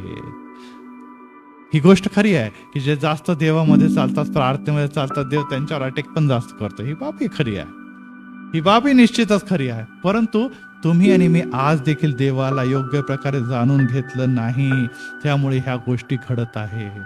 तरुण लोक लग्नासाठी येतात, विवाहासाठी येतात, मग ती मुलगी किती शिकलेली आहे किंवा मुलगा किती शिकलेला आहे, मग मुलाचं घर आहे की नाही, मग त्याला नोकरी, मग ते आई वडील आहे की नाही, मग बहिणीचं लग्न झालेलं आहे की नाही, आणि मग मला एकटं राहायचं आहे की आई वडिलांच्या बरोबर राहू की नाही, की मग सेपरेट आपल्याला राहता येईल, मग शिकलेला मुलगा फॉरेनला जाता येईल की नाही, आणि सर्व प्रकारच्या कोणत्या जातीचा आहे, तो नगरकडचा आहे, जालन्याकडचा आहे, औरंगाबादकडचा आहे की कोल्हापूरकडचा आहे, या सगळ्या गोष्टी आपण ठरवतो. ठीक आहे, याबद्दल देखील माझं काही दुमत नाही. या सगळ्या गोष्टी तुम्हाला आणि मला बघायला पाहिजे. परंतु त्याबरोबरच धार्मिकतेच्या बद्दल जेव्हा आपण विचार करतो, त्याबद्दल कोणी देखील एवढंच विचारतं, बिलिव्हर आहे का, बिलिव्हर आहे का, आहे बिलिव्हर आहे, ठीक आहे, चालेल. आपण बिलिव्हर मध्ये त्यांची लेवल काय आहे त्याबद्दल ते चर्चाच करत नाही. आणि ह्यामुळे ही बाब तुम्हाला आणि मला स्पष्ट दिसून येते की लोक जे आहे ते किंवा तरुण जे आहे ते देवाच्या मागे चालत असताना अनेक गोष्टी ज्या आहे त्या माहिती नसल्यामुळे, देवाचं वचन सांगतं की अज्ञानामुळे माझ्या लोकांचा काय होतंय, नाश होतंय. आज पैसा कमवण्याच्या बद्दल आमचे ख्रिस्ती तरुण तरुणी उत्सुक आहे, स्वतःचा फ्लॅट असावा याबद्दल उत्सुक आहे. त्याचप्रमाणे ख्रिस्ती तरुणी उच्च शिक्षित, उच्च पगार आणि पॅकेज चांगला मिळावा याबद्दल उत्सुक आहे. त्यांचे लेकरं चांगल्या कॉन्व्हेंटमध्ये जावं आणि पुढे आघाडीवर जायचं सगळं. परंतु देवाच्या वचनाला आज देखील ते बघतात, ऐकतात, परंतु आज्ञेत नाही. तरुण वर्शिप मध्ये येतात, गीते जातात, तरुण सुंदर सुंदर प्रार्थना करतात, तरुण वाद्य वाजवतात, तरुण बायबल वाचतात आणि निश्चितच गीते गातात, सगळं काही करतात. परंतु जेव्हा विवाहाच्या दरम्यान विचार करतात तेव्हा त्याचे विचार हे दैवीय विचार नसतात, देवाच्या इच्छेनुरूप ते करत नाही. आणि त्यामुळे ते परफेक्ट सगळ्याच्या गोष्टी सगळ्या जुळून येतात, परंतु त्यांचा देवाच्या योजनेबरोबर काही देखील निश्चितच काही देखील समन्वय नसल्या कारणाने, कोऑर्डिनेटेड नसल्या कारणाने ते तरुण आणि तरुणी या दिवसामध्ये काय होत आहे, ते नाश पावताना आम्हाला दिसत आहे. आणि यासाठी प्रियांनो सर्वात महत्वाचं यामध्ये जो घटक आहे, जसं मी आता सांगितलंय की स्त्री ही पतीच्या अधीन असावी, त्याचप्रमाणे पतीने देखील अशा प्रकारच्या कर्तव्याला पार पाडावं ज्याद्वारे आम्हाला ही गोष्ट दिसायला पाहिजे की तो घराचं नेतृत्व करतो. आताच मी आपल्याला सांगितलं की देवदूत हे मनुष्याच्या अपेक्षा कमी जरी जास्त जरी बनवलं तरी देखील ते तुमची आणि माझी सेवा करतात आणि आम्ही त्यांचा न्याय करणार आहे, ही बाब खरी आहे. त्याचप्रमाणे पुरुष जो आहे किंवा नवरा जो आहे किंवा पती जो आहे तो जर वचनात नाही, प्रार्थनेत नाही, तर तो निश्चितच जेव्हा आत्मिक गोष्टी किंवा प्रार्थनेचा आणि निश्चितच कौटुंबिकची जडणघडण करण्याकरता जी आत्मिकता पाहिजे किंवा जो विश्वासूपणा पाहिजे त्यामध्ये जेव्हा कमी पडतो तेव्हा कुटुंबाचा नाशास तो कारणीभूत ठरतो. आणि मी अनेकदा हे म्हणतो की पती जो आहे किंवा पुरुष जो आहे तो घराचा पाळक देखील आहे. Praise the Lord. तुम्ही नाही ना तसं, तर ती गोष्ट महत्वाची, कारण की पती जो आहे त्याबद्दल आता मी पुढे येणाऱ्या संदेशामध्ये आदामापासून आणि हवेपासून घेणारच ते. परंतु पती हा देवाने दिलेला स्त्रीचा मस्तक आहे आणि ज्या अर्थी तो मस्तक आहे त्या अर्थी पत्नीचं मस्तक म्हणजे संपूर्ण त्या शरीराला चालवणारा, त्या घराला चालवणारा तर धनी पण त्याला दिलेलं देवाने. परंतु तो धनी पण गाजण्याकरता जे कर्तृत्वाची गरज आहे, कदाचित तो पैसा कमवताना, कदाचित तो घराचं संगोपन करण्यामध्ये पुढे असेल, कदाचित तो बाहेरचे काम उत्तम करत असतील, परंतु आत्मिकरित्या जर तो पत्नी बरोबर आणि निश्चितच लेकरांबरोबर आणि कुटुंबियाबरोबर निश्चितच वचनानुरूप आदर्श निर्माण करत नाही, वचनानुरूप त्यांना चालण्याकरता प्रेरित करत नाही, त्यांना घेऊन प्रार्थना करत नाही, त्यांच्याशी देवाच्या वचनाबद्दल बोलत नाही, तो निश्चितच पती जो आहे तो त्या घराचा नाशासाठी कारणीभूत ठरतोच ठरतो. परंतु त्याला तर देवाच्या समोर हिशोब देखील द्यायचा आहे की तुला मस्तक मी बनवलेलं होतं, परंतु पत्नीने तुझ्या मस्तक कायम खालीच झुकतच ठेवलेलं आहे, दाबूनच ठेवलेलं आहे. तुला कधीच तू मस्तक वरच नाही करू शकलेला. का? कारण की तुझं कामच असे होते की त्याने डोकं वर करून कधी सन्मानाने बघावा असं कर्तृत्वच त्याने केलं नाही. हो प्रियांनो, आमच्या कर्तृत्वामुळे काय आज आमची मान खाली गेली. मी हे नाही म्हणत की पैसा कमवला म्हणजे तो फार ग्रेट आहे किंवा फार बाहेर फार एक वेगळ्या प्रकारचा दर्जा रुबाब बनवला म्हणजे तो, तसं नाही मानणं म्हण. यश कदाचित तो पैशामध्ये कमी असेल, पत्नी कमवत असेल जास्त, कदाचित तो नेतृत्व करण्यामध्ये कमी असेल, पत्नी डॅशिंग असेल, ह्या सगळ्या गोष्टी जरी घडत असल्या, परंतु पतीचा दर्जा परमेश्वराने ठरवल्यामुळे, देवाने ठरवल्यामुळे मस्तिष्क जसं सर्व शरीराला नियंत्रण करतं आणि त्याचा सन्मान होतो, त्याचप्रमाणे परमेश्वराचं भय धरून चालणारा पुरुष जेव्हा घराला घेऊन चालतो तेव्हा अनेक गोष्टीमध्ये जो कमी जरी असला तरी तो सन्मान पावतो. Praise the Lord. ज्या प्रकारे सद्गुणी स्त्री सन्मान पावते त्याचप्रमाणे हा पती देखील सन्मान पावतो. आणि जेव्हा तो सन्मान पावतो त्याच्या शब्दाला, त्याच्या बोलण्याला, त्याच्या योजनेला एक वजन असतं. आमच्या ह्यांना काहीच कळत नाही हो, ते आपले विचार भोळे बावळे. आम्ही ऐकून घेतो पण आम्हाला जे करायचं तेच करतो. त्यांचं ऐकलं ना तर घराचा सत्यानाश होऊन जाईल. अशा प्रकारे वारंवार आम्हाला ऐकायला मिळतं. आणि म्हणून मी तुम्हाला सांगितलं की सगळ्यात जास्त डिव्होर्सचं प्रमाण जर ख्रिस्ती समाजामध्ये आहे तर सगळ्यात जास्त डिव्होर्सच्या प्रमाणामध्ये कॅथलिक पेक्षा प्रोटेस्टंटने आघाडी घेतलेली आहे. आणि त्याच्यामध्ये मी आत्ताच तुम्हाला जसं सांगितलं की जे इव्हेंजलिझम करणारे आहे, जे पेंटिकॉस्टल म्हणा किंवा जे त्यांचं प्रमाण 34% आहे, जे भयानक आहे, जे सगळ्या धर्मांमध्ये सगळ्यात नंबर 1 वर गेलेलं आहे. का? आम्ही तर फार मोठ्या मोठ्या गोष्टी करतो, आम्हाला हे कळतं ते कळतं. मग कुठे गेली तुमची धार्मिकता? का? त्या धार्मिकतेमध्ये शैतान प्रॉब्लेम निर्माण करून तुमचं घर उद्ध्वस्त करत आहे. याचा अर्थ हाच आहे की तुम्ही धार्मिकता करता परंतु ती तुमची धार्मिकता खोटी धार्मिकता आहे. ती तुमची धार्मिकता निश्चितच कुटुंबाला सांभाळणारी आणि कुटुंबामध्ये निश्चितच प्रीती करणारी धार्मिकता नाही. आणि यासाठी ही बाब देखील जाणून घेणं अतिशय महत्वाचं आहे की आम्ही पवित्र शास्त्रामध्ये जावं. इफिसकरास पत्र आणि यामध्ये आपण आत्ताच 23वं वचन वाचलेलं आहे इफिस 5:23 मध्ये की जसा ख्रिस्त मंडळीचे मस्तक आहे तसा पती पत्नीचे मस्तक आहे, शिवाय ख्रिस्त हाच शरीराचा तारणारा आहे. ख्रिस्त हा मंडळीचं मस्तक आहे. मग मंडळी कोण आहे सांगा बरं? ख्रिस्ताची कोण आहे? वधू आहे. हा बघा, आता मी पुढच्या भागात पूर्ण घेणारच आहे कारण की ह्या भागामध्ये ते संपुष्टात येणार नाही कारण की तो गहन विषय आणि त्याद्वारे आपल्याला कळेल की मंडळी ही वधू आहे, पत्नी आहे, पती हा ख्रिस्त आहे आणि ख्रिस्तामध्ये ख्रिस्ताच्या अधीन ती चालते. Praise the Lord. आणि त्यामुळे संत पौल काय म्हणतो की कारण जसा ख्रिस्त मंडळीचे मस्तक आहे तसा पती पत्नीचे मस्तक आहे. म्हणजे आता मला सांगा, पत्नीला कोणाचा दर्जा दिलेला आहे? जगातल्या पत्नीला मंडळीचा दर्जा दिला. आणि मस्तक म्हटलेल्या पुरुषाला कोणाचा दर्जा दिला? ख्रिस्ताचा दर्जा. हे संत पौल इथे स्पष्ट सांगतो. आणि त्यामुळे आपण काही देव नाहीये, पुरुष हा काही देव नाहीये, परंतु त्या अर्थी स्त्री देखील देव नाही, मंडळी देखील देव नाही, परंतु देव कोण आहे? येशू आहे.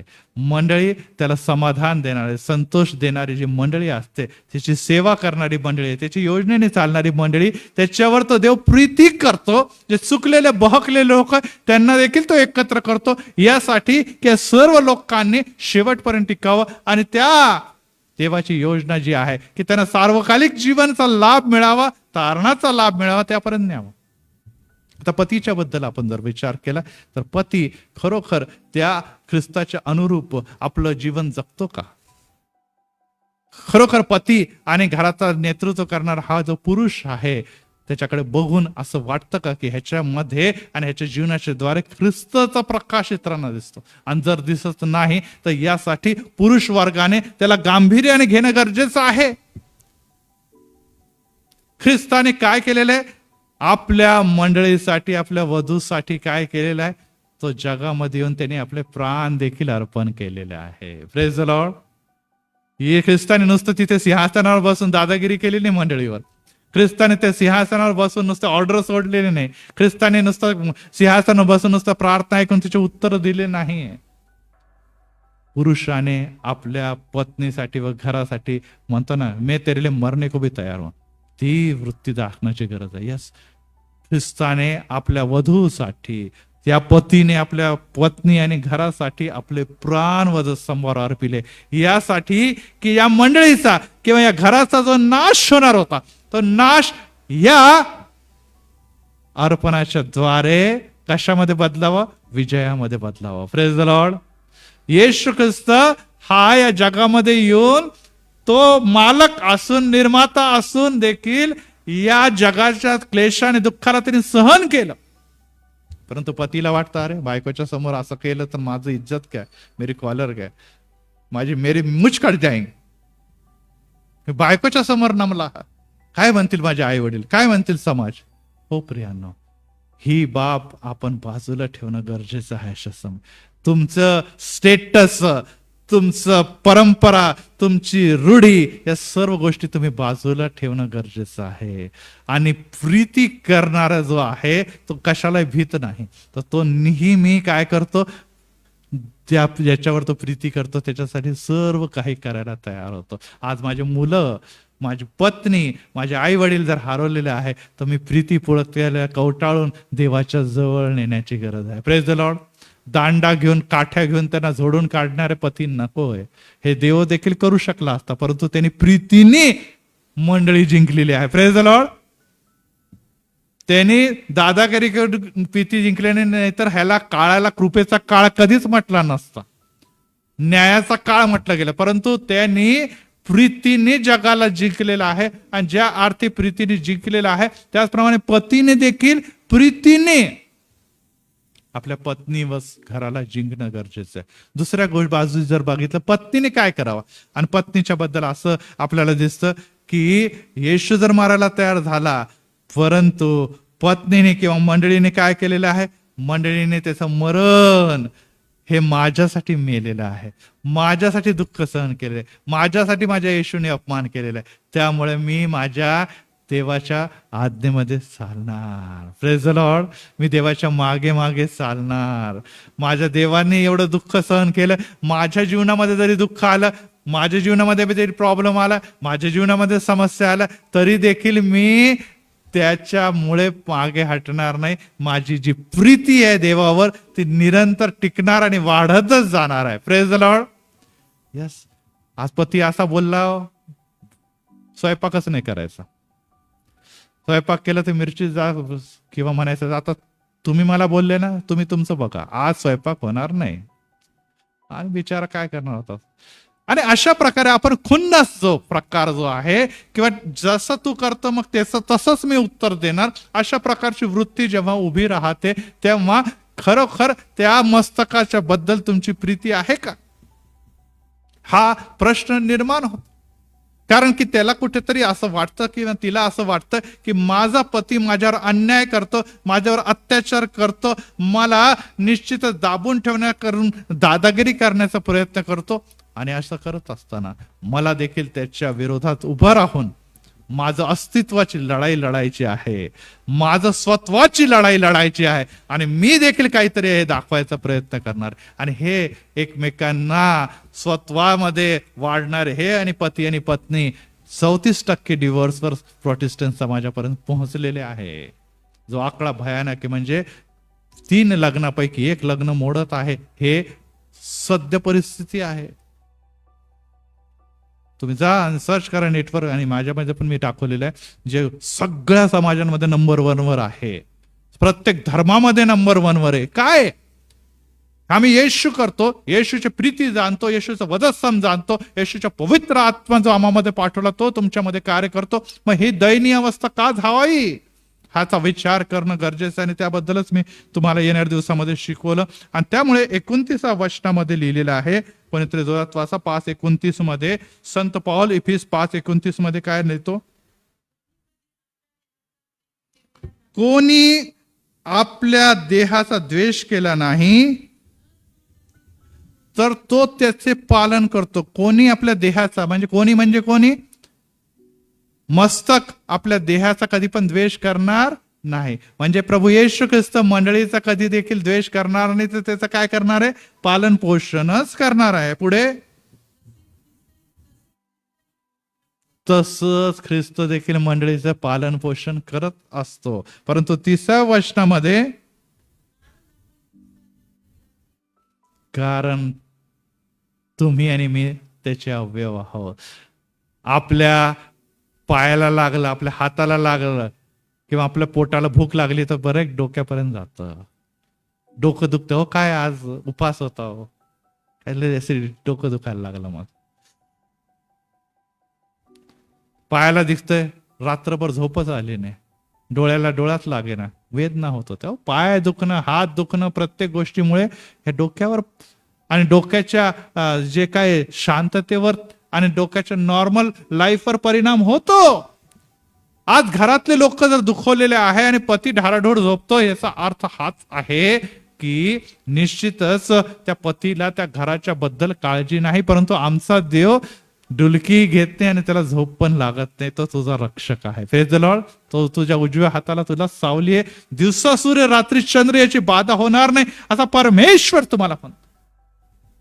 आणि यामुळे जर स्तोत्र 121 मध्ये आपण बघतो की परमेश्वर तुझा रक्षक आहे, म्हणजेच परमेश्वर सदोदित तुमच्यासाठी काम करतो. 7/24 परमेश्वर आपल्या मंडळीसाठी, येशू आपल्या मंडळीसाठी कार्य करत आहे.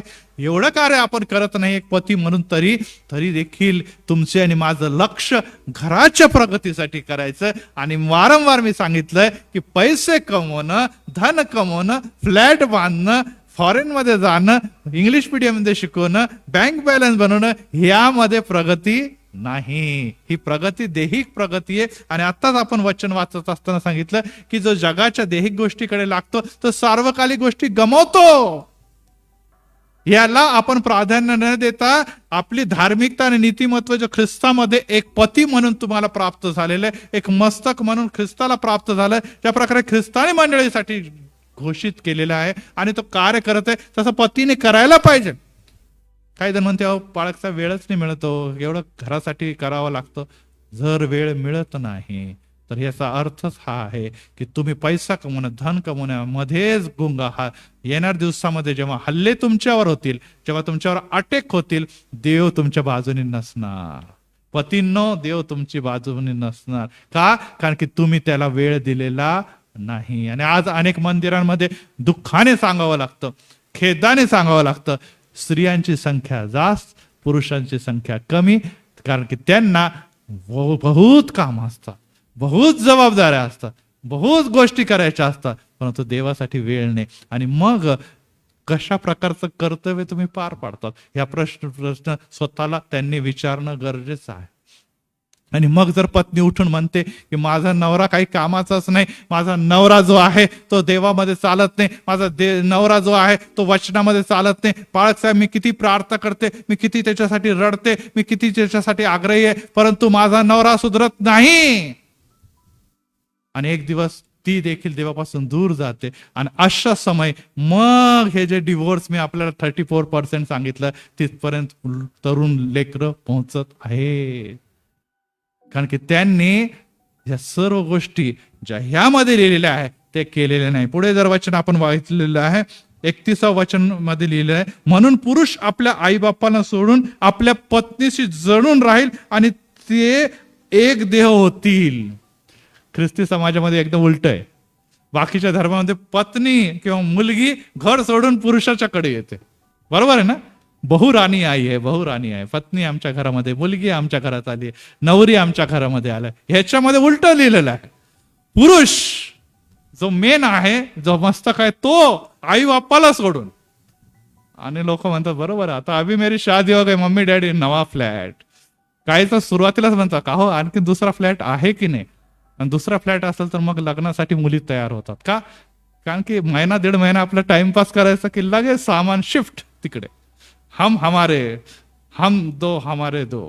एकदम आपलं भलं. काही आई वडील नाही, तुझे आई वडिलांना नाही बघायचं ना आमच्या आई वडिलांना नाही, आम्ही आमचं स्वतंत्र.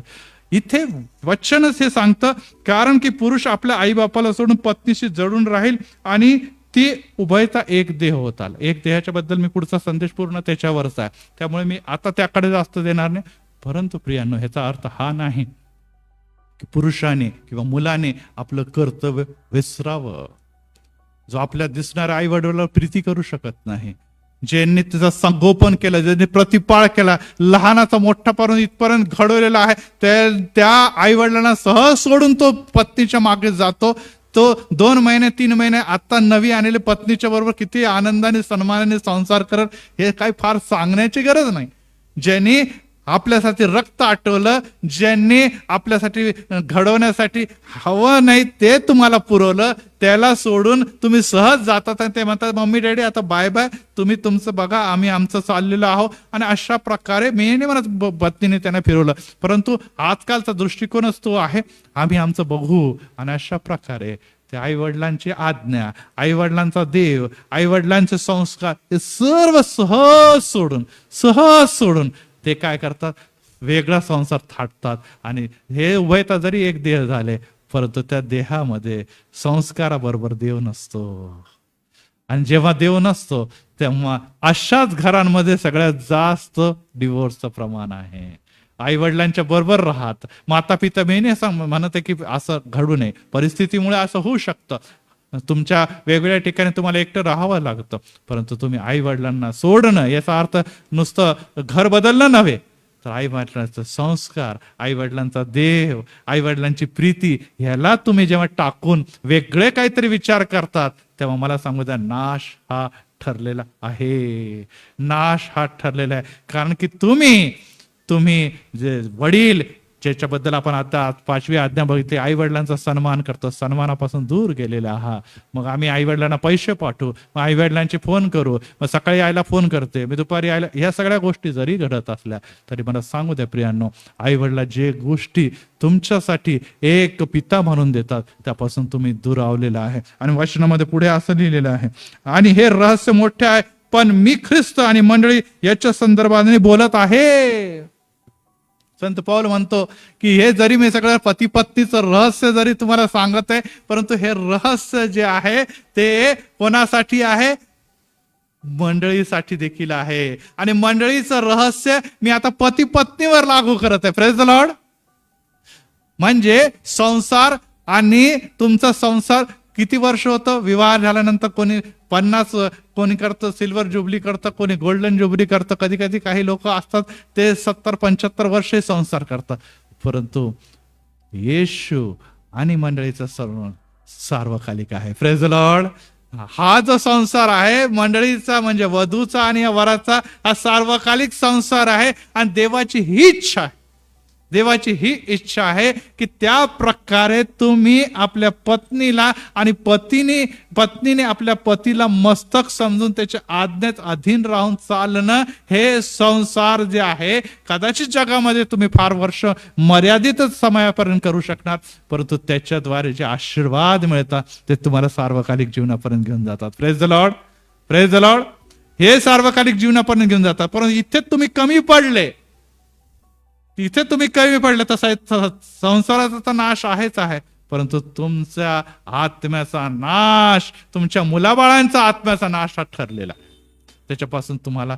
आणि आज आपल्याला जर आपण US आणि दुसऱ्या देशामध्ये जाऊ तर मुलं कोणाचे आहे, मुली कोणाचे आहे, राहतात कोणाच्याकडे, आई बापच नाहीये, सिंगल पेरेंट्स आहे, लग्न न होताच मुलं बाळ झालेले आहे. आणि आपण जे बोलतो लिव्ह इन, जे आता पुण्यामध्ये पण आपल्याला या सगळ्या गोष्टी का आलेल्या? लोकांनी पहिलेच विवाहाच्या अगोदरच ठरवलं असतं की आपलं बाबा पटणार नाही, ज्या दिवशी पटलं नाही आपण वेगळे होणार. आणि लोक म्हणतात हो बरोबर आहे, बरोबर आहे, बरोबर. अहो, हे वृत्ती ख्रिस्त समाजामध्ये बळावत चाललेले आहे. आपलं पटणारच नाही हे पहिलेच गृहीत धरून ते लोक म्हणतात चलो लिव्ह इन में रहेंगे, जिस दिन नहीं पटा अलग हो जाएंगे. मग मुलं बाळांचा काही प्रश्न नाही, कारण की जर अलग होंगे तर मग मुलं बाळा, त्यापेक्षा मुलं बाळा पण नका होऊ द्या. आणि ही बाब ख्रिस्ती समाजामध्ये या मॉडर्न युगामध्ये दिसून येत आहे. तुम्ही जेव्हा लग्नच करत नाही आणि पहिलेच मनामध्ये ही वृत्ती ठेवतात की आपलं काय माहित पटतं की नाही पडत, आपण एकमेकांचं ट्रायल घेऊन संसार करून बघूया, संसार खेळून बघूया असं म्हणूया, तर मला सांगू द्या त्या संसाराचं काही देखील द्या. देवाच्या नावामध्ये जेव्हा परमेश्वर जर घर बांधत आहे तर ते घर देवाने बांधलेलं. Praise the Lord. आणि देवाचं वचन आम्हाला सांगतं की जे देवाने जोडलंय त्यांनी कोणीही मोडू नाही. आणि त्यामुळे ख्रिस्ती समाजामध्ये डिव्होर्स हा प्रकार नाही. ख्रिश्चन मॅरेज ऍक्टच्या हिशोबाने तुम्ही कोर्टमध्ये जाऊन डिव्होर्स घेतात, चर्चमध्ये लग्न लावलं जातं, बरोबर आहे. चर्चमध्ये लग्न, चर्चमध्ये डिव्होर्स होतं का इथे? मला काही लोकांनी म्हणजे पाळक साहेब ते चर्चमध्ये येऊन डिव्होर्स व्हायचा आमचं, तर मग आता काय करावं लागेल का? असं तोडाय बिडायचं, उलटे फेरे सीधे, काही नाही तिथे. इथे लागण्याचं काम आहे, तोडण्याचं काम नाही. ते जायचं तिथं कोर्टमध्ये जाऊन तुम्ही लग्न मोडा, तोडा. हो प्रियांनो, देवाला हे न आवडणारी बाब आहे. काही लोक म्हणते हो पाळक साहेब तर देवाने जोडलं, पण नवऱ्याचं माझं काही पटतच नाही, कसं काय जोडलेलं आहे? हे तर सैतानाने जोडलेला प्रकार झालेला आहे. यस, होऊ शकतं. स्वभाव वेगवेगळे आहे, सैतानाने अटॅक केलेला आहे, परंतु विश्वास देवावर ठेवा, देवावर विश्वास ठेवा, देवाच्या प्रार्थना करा, परिस्थिती बदलेल. Praise the Lord. तुमचा देवावर विश्वास आहे ना, मनुष्याला बदलणं देवाच्या हातामध्ये आहे. मनुष्याचं हृदय आज देखील किती कठीण जरी असलं तरी ते बदलणं देवाच्या हातामध्ये. हा तुमचा आणि माझा विश्वास का कमी पडतो? त्याचा परिणाम हा होत आहे की लोक, मुलं, तरुण मुली सहज सहज निराश होत आहे, डिप्रेशन मध्ये येते आणि ते म्हणतात नाही नाही नाही, आता कधी ह्या जन्मात आमचं पटू शकत नाही. आणि ते आपल्या परिस्थितीला दोष देतात, परंतु देवाचं सहाय्य मागण्यात कमी पडतात. का? कारण की त्यांना कधी असं वाटतच नाही की देवाने हे जोडलेलं आहे. आज प्रियांनो, हे वचनाकडे जेव्हा आपण बघत असताना मी आपल्याला आताच सांगितलेलं आहे की ही बाब लक्षात ठेवा. पतीने म्हणजे येशूने या मंडळीसाठी आपले प्राण दिलेले आहे. Praise the Lord. मरेपर्यंत विश्वासू राहा. देवाचं वचन काय राहतं? मरेपर्यंत विश्वास राहा, म्हणजे ते स्वर्गकाली राज्य तुला तुम्ही देईन. आपण कमी पडतो. आजकालचे लोक म्हणतात अहो पुष्कळ आयुष्य पडलेलं आहे, 2-4 वर्ष खूप हाल सहन केले, बस झाला, आता नको आम्हाला वेगळं होऊ द्या. मम्मी डॅडी पण म्हणतात बरोबर आहे बा, मुली चल तू वेगळी चल, ह्याच्याबरोबर तुझं काय पटायचं, दुसरा नवरा शोधतो आपण तुझ्यासाठी, घ्या डिव्होर्स. आणि त्यामुळे परिस्थिती गंभीर आणि गंभीर होत चालली. त्यामुळे आज परत एक वार मी आपल्या सर्वांना सांगू इच्छितो की मंडळी जी आहे ती म्हणजेच वधू जी आहे ती म्हणजेच स्त्री जी आहे ती जेव्हा पतीच्या अधीन राहते, म्हणजेच ती देवाच्या योजनेच्या अधीन असते, तेव्हा त्याच्यामध्ये नम्रता असणं गरजेचं आहे, त्याच्या मर्यादेशीर असणं गरजेचं आहे. कारण की आत्ताच मी तुम्हाला सांगितलं की संत लोक देखील, प्रेषित लोक देखील आणि संदेष्टले देखील जे मारले गेलेले, त्यांना मारणारे जे लोक होते त्यांचं स्टेटस जे आहे ते देवाच्या दृष्टिकोनातून काही व्यवस्थित नव्हतं. सगळ्यांना माहित होतं की आम्ही यांच्यापेक्षा थोर आहोत. निश्चितच देवदूतांना देखील माहित आहे की आणि या लोकांपेक्षा आम्ही थोर आहोत, तरी देखील आपण देवदूताचा न्याय करणार आहोत. देवदूतच आमचे सेवक म्हणून नेमलेले आहे आणि आम्ही संदेष्टाने जगामध्ये दुःख सहन केले, कारण की आम्हाला या गोष्टीची जाणीव आहे की आज जरी आम्ही दुःख सहन करत आहोत, परंतु आम्ही देवामध्ये सेवा करत असताना देवामध्ये टिकून राहायला, देवाची योजना माझ्यामध्ये असल्या कारणाने एक दिवस येणार आहे, कदाचित ह्या जगामध्ये नाही तर जगाच्या नंतर. आणि प्रेषितांनी काय केलेलं आहे? दुःख सहन करत आपले प्राण दिले. आणि ज्या राष्ट्रासाठी, ज्या राष्ट्रांमध्ये त्यांनी प्राण दिले, ते राष्ट्र देवाने त्यांना दिले. Praise the Lord. एक व्यक्ती जिंकला नाही त्यांनी, काही एक चर्च बांधल्याने राष्ट्र जिंकून टाकले प्रभूमध्ये. Praise the Lord. आज जर ते राष्ट्र जिंकू शकतात तर तुम्ही काय नवऱ्याला जिंकू शकत नाही का? का नाही जिंकू शकत हा प्रश्न जर विचारला तर मी हेच सांगणार, कारण की तुम्हाला आणि मला विश्वासाची कमतरता आहे. तुम्हाला आणि मला या गोष्टीचा विश्वासच नाही की त्या देवाने आम्हाला जोडलेलं आहे, ज्याने आम्हाला देवाने एक देह केलेला आहे. तर देवाच्या साठी आम्ही प्रीतीने समर्पित नाही, तर देवाने आमच्यासाठी प्राण दिलेले. कदाचित माझा नवरा प्राण घेणाराही असू शकतो, परंतु ही बाब लक्षात ठेवा की प्रीतीने सर्व काही जिंकता येते. आणि जर प्रीती नाही तर माझा धार्मिकता, माझं जे काय कृपादान आहे ह्याला शून्य व्हॅल्यू आहे. आणि त्यासाठी प्रियांनो, आज जर स्त्रियांकडे आपण बघतो तर प्रभूने मुलातच त्यांना सहनशीलता दिलेली आहे. स्त्रियांच्याकडे जेव्हा आपण बघतो तर ते नम्रता त्यांना दिली. स्त्रियांमध्ये बघितलं तर आज्ञाधारकपणा दिलेला आहे. स्त्रियांकडे जेव्हा बघतो तर निश्चितच ते नाजूक जरी असलं तरी मनाने ते मजबूत आणि ताकदवार आहात. हे सर्व गोष्टी देवाने त्यांना ऑलरेडी दिलेल्या आहे. परंतु आम्ही त्या गोष्टी जाणून न घेतल्यामुळे आणि देवाच्या सहाय्य न मागितल्यामुळे त्या सर्व संस्कार, त्या सर्व जे देवाने आपल्याला दैहिकरित्या दिलेले त्याच्याकडे दुर्लक्ष करतो. आणि परिणाम हा होतो की आम्ही नुसतं पतीला दुखवत नाही, आपला संसार मोडतो. संसार एकदा मोडल्यानंतर, संसार तोडल्यानंतर तुमचं आणि माझं जीवन, नुसतं तुमचं आणि माझं नाही तर कुटुंब उद्ध्वस्त होतं. ह्याकडे आम्ही दुर्लक्ष करतो. आणि अशा मोडलेल्या संसाराच्या द्वारे आपण येणाऱ्या दिवसामध्ये किती प्रगती साध्य करणार, देवाचा किती गौरव करणार, याच्याबद्दल तर काही प्रश्नच नाही. आणि यासाठी प्रियांनो, पुढच्या वेळेस मी पुढचा विषय घेणारच आहे, परंतु मी तो विषय त्याच्यामध्ये लिहिला आहे की जसा ख्रिस्त मंडळीचा मस्तक आहे तसा पती पत्नीचा मस्तक आहे. आणि दुसरी गोष्ट तो पुढे म्हणतो, तरी मंडळी जशी ख्रिस्ताच्या अधीन असते तसंच स्त्रियांनी देखील सर्व गोष्टीत आपल्या पतीच्या अधीन असावं. इथे दोन नाते जोडलेले, पती पत्नी आणि मंडळी आणि ख्रिस्त, या दोघांमध्ये एक महत्वाचं नातं आहे. त्यामुळे चर्चला येणारे हे दोन्ही गोष्टी आहेत. देव येतो येशू आपल्या वधूला भेटायला, आणि पती पत्नी देखील मंदिरामध्ये येतात. या दोघं जर येशू जर आपल्या मंडळीला भेटायला उतरून येतो, तर हे पतिदेव का नाही आहे तिकडे मंडळीमध्ये पत्नी बरोबर? हा प्रश्न पतीने स्वतःला पाहिजे. दुसरी गोष्ट जी आहे की येशू देव असून देखील आमच्यासाठी उतरून येतो मंडळीमध्ये, मंदिरामध्ये किंवा आमच्या प्रार्थनेमध्ये.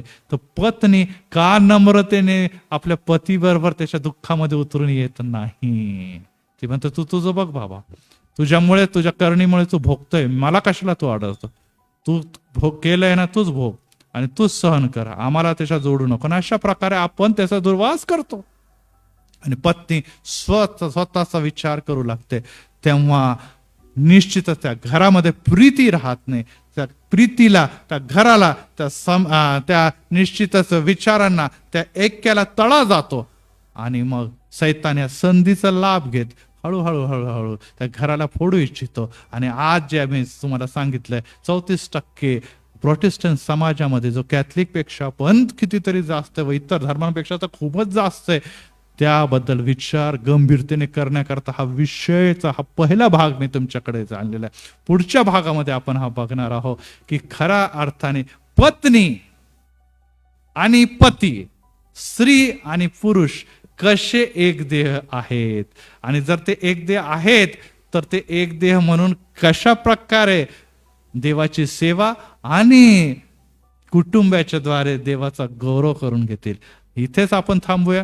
मला विश्वास आहे की हे जे देवाने तुम्हाला आणि मला शिकवलेलं आहे, ते नुसतं कुटुंब आपण खेळत नाही, घर हे चाललं नाही.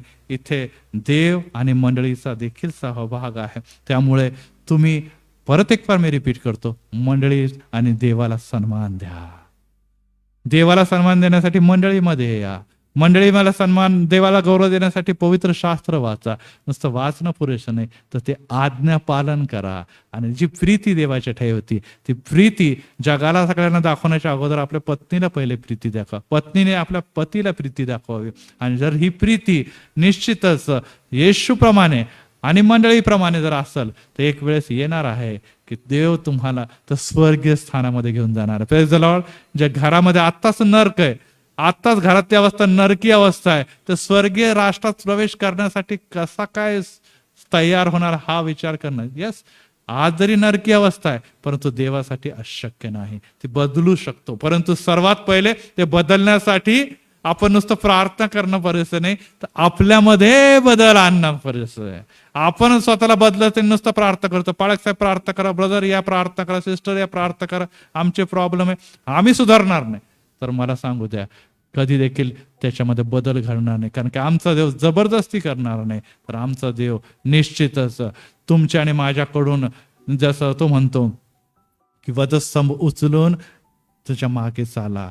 आणि त्यासाठी आज आपण परत एक वार त्या वधस्तंभाकडे बघत असताना प्रार्थना जाऊ. प्रभूला धन्यवाद देतो, कारण की परत एक वार ह्या वचनाच्या द्वारे, ह्या शिक्षणाच्या द्वारे तो आम्हाला दाखवलेलं आहे की पती हा जो आहे तो पत्नीचा मस्तक आहे. पत्नीने पतीच्या अधीन का राहावं याबद्दल आज आम्ही जे शिक्षण घेतलं, त्यामुळे पवित्र परमेश्वर एक मोठी समस्या जी अतिशय भयानक स्वरूपात गेलेली आहे, ती समस्या ही आहे की आज आमच्यामध्ये पवित्र कुटुंब विभक्त होत आहे. कुटुंबांमध्ये, पती पत्नीमध्ये पवित्र परमेश्वर ह्या दिवसामध्ये फूट दिसून येत आहे. डिवोर्सचे प्रमाण भयंकर वाढलेलं आहे. 3 पैकी 1 कुटुंब पित्या उद्ध्वस्त होत आहे आणि अनेक कुटुंब या मार्गावर जात आहे. अशा समय आम्ही जेव्हा इव्हेंजलिकल स्वतःला म्हणतो, जेव्हा आम्ही प्रोटेस्टंट स्वतःला म्हणतो, जेव्हा आम्ही स्वतःला बिलिव्हर म्हणतो आणि त्याच्यामध्ये अशा प्रकारच्या घटना घडत आहे, तर काय आम्ही येशूच्या या कुटुंब चालवण्याच्या संस्कारामध्ये आहोत का, हाच प्रश्न निर्माण होतो. आम्ही निश्चितच जाणतो की सैतान हल्ले चढवत आहे, सैतान आम्हाला बांधत आहे, सैतान आमच्या घरामध्ये अशांती पसरवत आहे, परंतु आम्ही देवाला संधी देतो काय, आणि याचा विचार आज करण्याकरता आज पवित्र मंदिरामध्ये आम्ही एकत्र आलो असताना तो आमच्या जीवनाचा विचार स्थापक आहे. प्रभू येशूच्या नावात आमेन, आमेन, आमेन.